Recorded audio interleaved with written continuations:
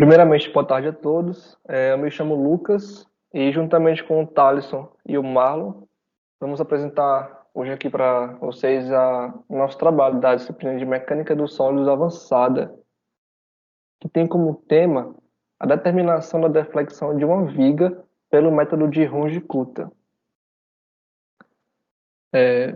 As análises sobre estruturas, principalmente em vigas, elas são de grande relevância, devido ao fato de elas estarem presentes em quase todas as edificações. A partir disso, as vigas devem ser determinadas conforme aos esforços e condições de uso a qual as mesmas estarão sendo submetidas. O método numérico de Runge-Kutta é usado como uma forma alternativa para encontrar deflexões, fazer comparações entre valores numéricos e analíticos obtidos para garantir a convergência do mesmo. Então, o que seriam vigas, né? As vigas elas fazem parte de uma estrutura de concreto armado de uma casa, por exemplo, e ficam apoiadas nas colunas acima das paredes. Cada viga é um bloco de concreto armado dimensionado para suportar e distribuir o peso da laje para as colunas.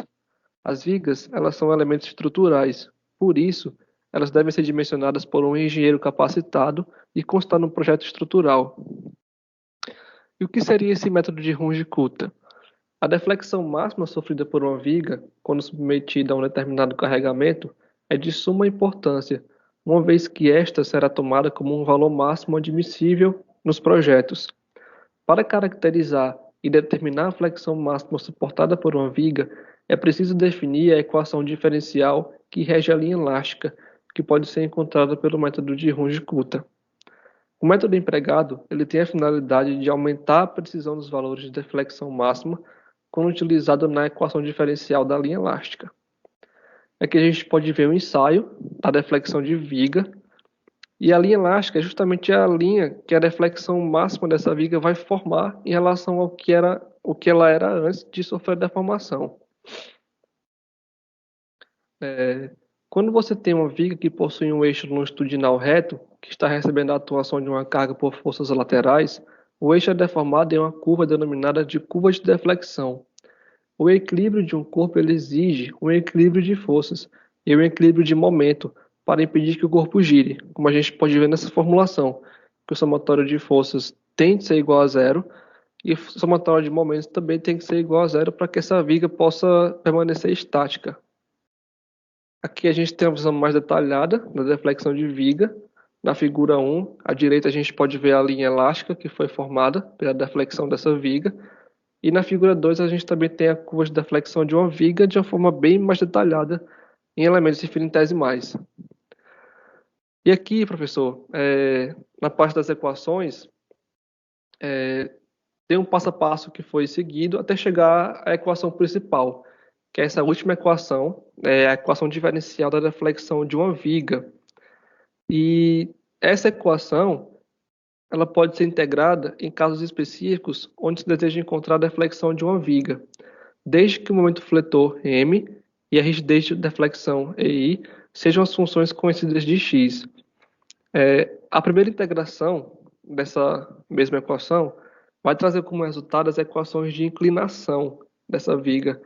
E uma segunda integração vai trazer como resultado para a gente a deflexão que essa viga tem, que essa viga pode suportar, né? Como tensão máxima. Aqui a gente tem a conversão de sinais que serão utilizadas. Os eixos x e y são positivos para a direita e para cima, respectivamente. A deflexão V dessa viga é positiva para cima. A curvatura K é positiva quando a viga é fletida côncava para cima. A inclinação dV, dx e o ângulo de rotação θ, eles são positivos quando são anti-horários com relação ao eixo x positivo. E o momento fletor M é positivo quando ele produz uma compressão na parte superior da viga. Boa tarde, meu nome é Marlon Mendes e vou falar um pouco sobre o método numérico de Runge-Kutta. Os métodos de Runge-Kutta tiveram a sua formulação desenvolvida por dois indivíduos alemães que atuaram arduamente na criação do método. Karl Runge, que é de 1856 a 1927, e Wilhelm Kutta, 1867 a 1944. A grosso modo, a ideia se restringe em aproveitar as vantagens que estão apresentadas nos métodos de série de Taylor e, simultaneamente, suprindo as desvantagens dos mesmos, no qual consiste no cálculo de derivadas de f de x, y, que acaba inviabilizando os métodos de série de Taylor de se resolver computacionalmente. Aqui é um gráfico da representação dos intervalos de Ruggen-Kutta.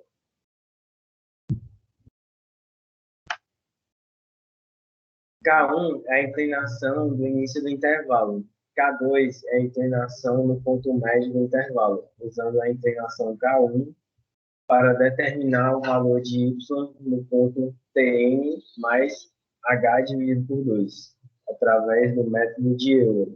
K3 é novamente a inclinação no ponto médio do intervalo, mas agora usando a inclinação K2 para determinar o valor de y. K4 é a inclinação no final do intervalo com seu valor y determinado usando K3. A soma 16 K1 mais 2K2 mais 2K3 mais K4 também pode ser interpretada como um coeficiente angular médio. Este método se equipara ao modo de disparo linear, que é muito utilizado para o cálculo de deflexão de vigas. O seguinte método, quando está em funcionamento, realiza a cada interação o cálculo de inclinações em 4 pontos, obtendo uma tendência ao comportamento da função y. Método de Ruggen-Kutta sendo aplicado a uma viga biapoiada. A partir do modelo de viga definido, foi encontrada a equação geral da deflexão para o sistema abordado na equação. A princípio, partindo das equações da linha elástica, foram encontradas as forças de reações nos apoios e, seguidamente, feito um corte transversal na seção da estrutura, para se calcular os esforços internos e, após isso, realizar a análise de acordo com a equação da deflexão. Para o engaste, utilizou-se o mesmo processo realizado pela viga biapoiada. Partindo das equações da linha estática, foram encontradas as forças de reações no engate, que é um apoio de terceiro gênero, e seguidamente ao corte da seção analisada, encontrados os esforços internos e a equação da curva de deflexão. Fluxograma da execução de Ruggen-Kutta. Primeiro a equação da deflexão, v de x, em seguida a deriva, a equação da deflexão, dv dx, definição do tamanho do passo, aplicações das condições de contorno e execução das interações do subintervalo pré-definido.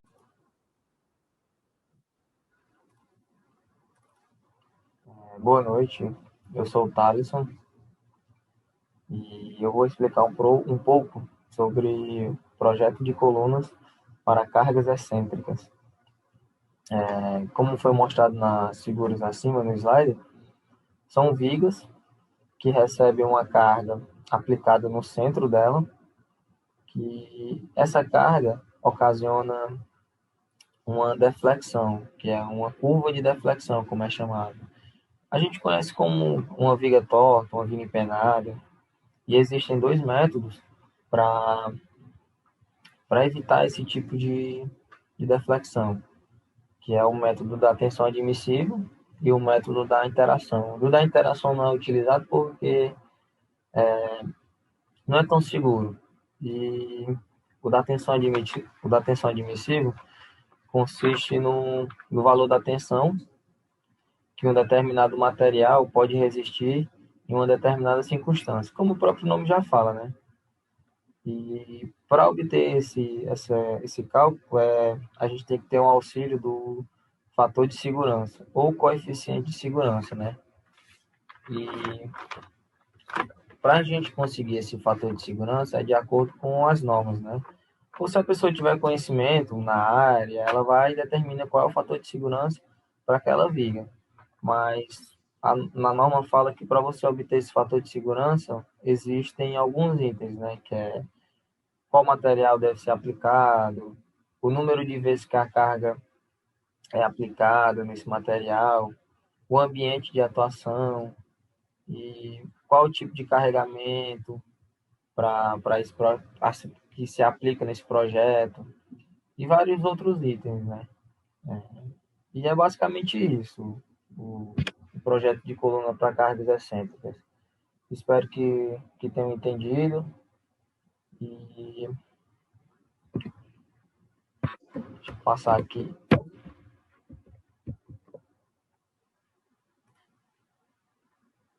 Não estou conseguindo passar a nota aí. Aqui é a bibliografia de onde a gente tirou as pesquisas, o artigo que a gente apresentou, eu e a minha equipe. A gente se reuniu, conseguiu se reunir para definir o artigo, definir o slide, a montagem do slide. Foi difícil porque todo mundo tem um tempo bastante corrido, mas felizmente a gente conseguiu e espero que o senhor tenha gostado e só tenho a agradecer. Agradeço aí pelos outros alunos, né? Eu fui o último e é isso aí. Boa noite.